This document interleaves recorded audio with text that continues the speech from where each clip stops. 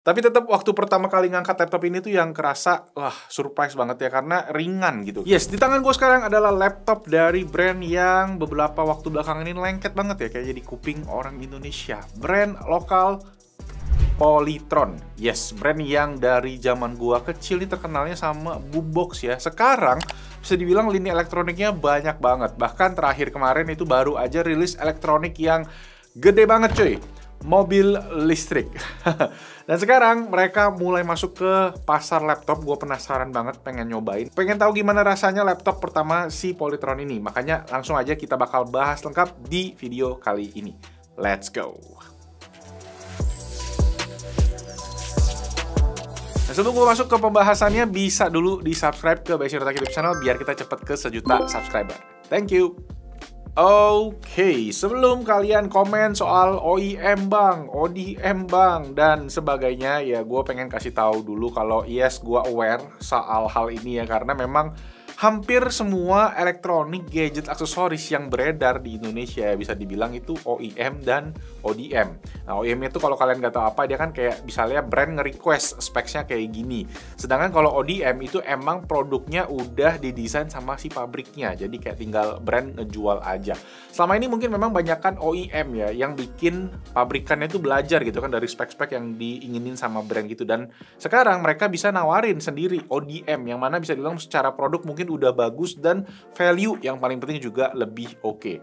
In my humble opinion, IMHO ya, nggak ada yang salah ya dari hal ini, karena namanya bisnis ya, bisa macam-macam bisnis modelnya gitu kan. Yang penting ya mau mulai aja gitu. Setiap brand itu ya start somewhere kan, dan sisi positifnya ya Polytron mau mencoba. Yang mana semakin banyak pilihan di pasar, yang dapat keuntungan ya sebenarnya tuh kita sebagai konsumen. Oke, langsung aja kita bahas sih spesifikasi dari si laptop Luxia Pro Ultra 5-nya Polytron. Yang dari namanya aja udah ketahuan ya kalau dia pakai Intel seri Ultra-nya ya. Nggak kayak adik-adiknya yang pasti pakai Intel Gen 12. Jadi secara kelas si Ultra 5 ini tuh lebih update dengan chipset keluaran yang umurnya masih lebih muda. Ya bedanya hampir 2 tahun dibanding adik-adiknya gitu. Nah ini tulisannya Alder Lake itu di Q1 2022, sedangkan yang Core Ultra 5 ini masuk di Meteor Lake di Q4 2023. Karena chip ini udah lebih update, jadi berada di hierarki yang bisa dibilang lebih tinggi lah. Jadi udah punya NPU buat AI-nya gitu ya. Dan untuk spek chipsetnya sendiri ini yang 14 core, 18 thread. Ya, TDP-nya di 28 watt dan udah punya IGP, Integrated Graphics, yang lumayan, yaitu Intel Arc. Yang mana udah lebih kencang dibandingin sama yang generasi sebelumnya di Gen 12 Iris Xe. Lanjut, memori RAM-nya di 16GB yang udah LPDDR5, speed-nya di 6400 MB transfer per second, yang mana storage-nya ada di 512GB PCIe Gen 4 yang udah kencang ya speed-nya dengan 4,8GB per second read, dan write-nya itu di 3,2GB per second. Nah, SSD-nya sendiri cuma 1 slot ya, jadi cuma bisa diganti kalau kalian pengen upgrade, nggak bisa nambah. Oke, lanjut ke bagian layar depan. Ini pakai panel IPS standar 60Hz, 400 nits brightness, dan 100% sRGB, yang mana bisa bilang bare minimum ya buat kelas harganya. Dan kita tes untuk Spider X klaimnya, dan untuk color gamut ada di 98% sRGB, dan nitsnya itu di 350 kita dapatnya. Yang emang nggak nyampe ke angka klaimnya, tapi ya udah oke lah ya, udah mendekati ke angkanya. Nah, untuk coatingnya sendiri ini yang gua lumayan suka, dia pakai coating yang matte ya, yang mana bikin penggunaan di lokasi-lokasi yang terang itu masih cukup visible, masih bisa dilihat ya. Walau penggunaan coating matte memang sedikit ngurangin level kinclong, tapi gue lebih suka karena mungkin juga minim fingerprint nih kalau kalian kena ke jari. Walau ini bukan touchscreen sih ya. Yang perlu diapresiasi menurut gue adalah build quality-nya. Laptop ini kerasa proper banget ya, kerasa solid berkat material magnesium yang dipakai. Bisa dibuka juga pakai 1 tangan, yang mana ini satisfying banget gitu kan.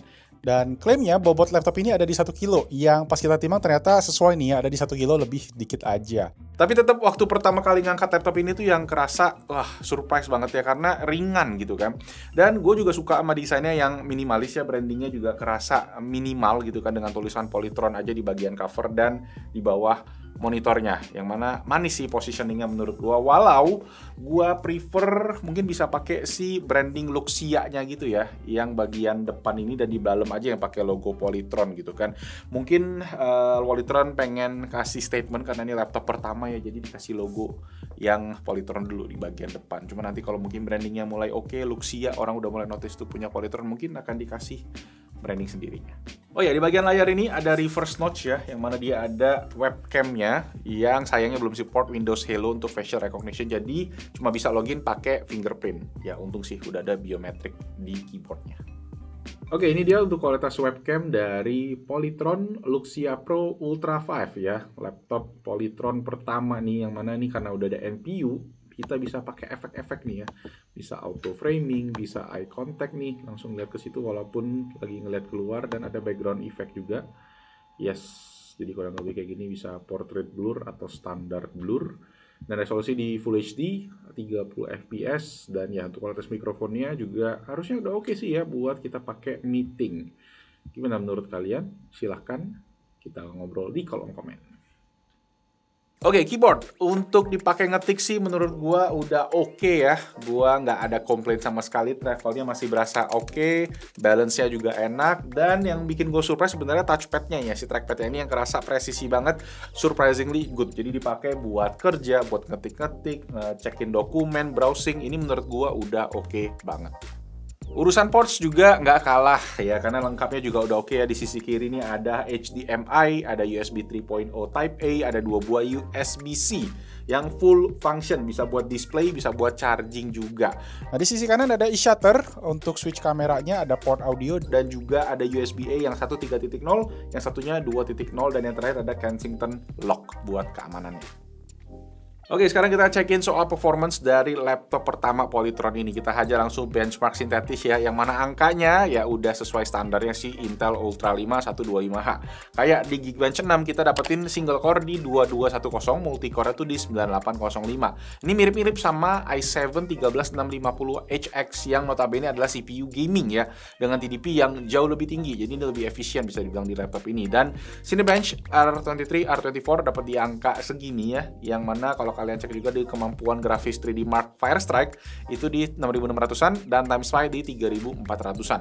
Untuk ukuran GPU yang sepaket sama CPU ini sih udah oke. Buat ngedit, kita tes di 4K, Project Besinotek video biasa. Ya bisa dibilang laptop ini tidak desain untuk ngedit video berat ya. Untuk durasi 5 menit, dia render dalam 22 menit. 55 detik aja. Jadi mungkin lebih cocok buat video-video yang Full HD. Sip, lanjut kita cobain kemampuan GPU Intel Arc-nya di gamingnya. Tapi karena ini bukan laptop gaming, kita mainin kelas e-sport aja lah ya. Kayak Dota 2, main di 1200p dengan setting rata kanan masih bisa manage di FPS-nya 50-an. Dan Valorant di setting high juga di 120-150-an. Jadi untuk ukuran laptop profesional masih oke lah kalau kalian mau gaming tipis-tipis. Kalau mau game wibu ya, kayak Genshin Impact juga bisa di settingan low 60 fps biar smooth. Itu juga udah bisa asik main pakai laptop ini dan bisa dipakai ya buat ngejar daily quest. Oke, di bagian baterai, laptop ini memang laptop yang ringan ya. Baterainya jadi nggak gede-gede banget, ada di 55 watt-hour yang secara kapasitas cukup oke buat ukurannya. Dan klaimnya sendiri, Polytron bilang bisa survive 9 jam buat video playback. Yang setelah gua tes buat nonton Netflix ya, yang pakai koneksi WiFi tentunya, brightness-nya di 100%, audio di 50%. 1 jam pertama itu 18%, dan kedua, dan seterusnya, yang mana estimasi itu gua dapat di angka 6 jaman. Yang udah masuk kategori oke buat kapasitas 55 watt-hour. Nah, chargernya sendiri dia pakai 65 watt yang bentuknya udah kayak chargeran HP ya. Jadi USB-C yang 1 jamnya itu bisa ngecas sampai 80-an%. Jadi buat penuh cukup 1,5 jaman.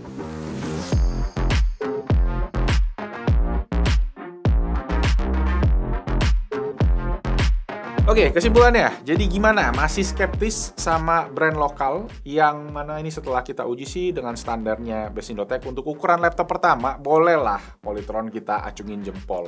Effortnya ya bisa dibilang bawa laptop ini sampai ke pasar Indonesia.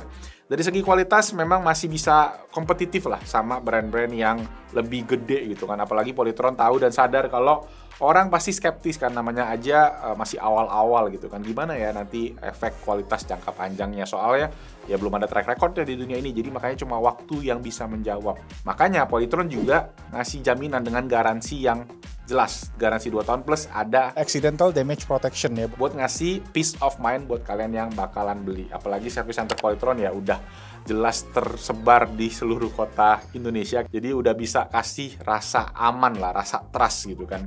Dan kerennya lagi ADP 100% ya, dan ini nggak cuma buat yang varian tertinggi, itu juga berlaku sampai ke varian yang paling murah, yang i3 yang 5 jutaan juga tetap dapat garansi 2 tahun dan ADP 100%. Jadi mantep banget kalau kalian memang pengen cari yang demi aman dan demi nyaman, budgetnya segitu, ya itu mungkin bisa jadi pilihan. Nah kalau ditanya ini cocok buat siapa, ya sebenarnya menurut gue buat profesional muda ya, orang-orang kantoran dan mungkin Gen Z yang pengen memulai karir, butuh laptop yang ringan buat kerja, ngetik-ngetik, cek-cek sosmed, ya ini bisa jadi pilihan yang menarik gitu kan.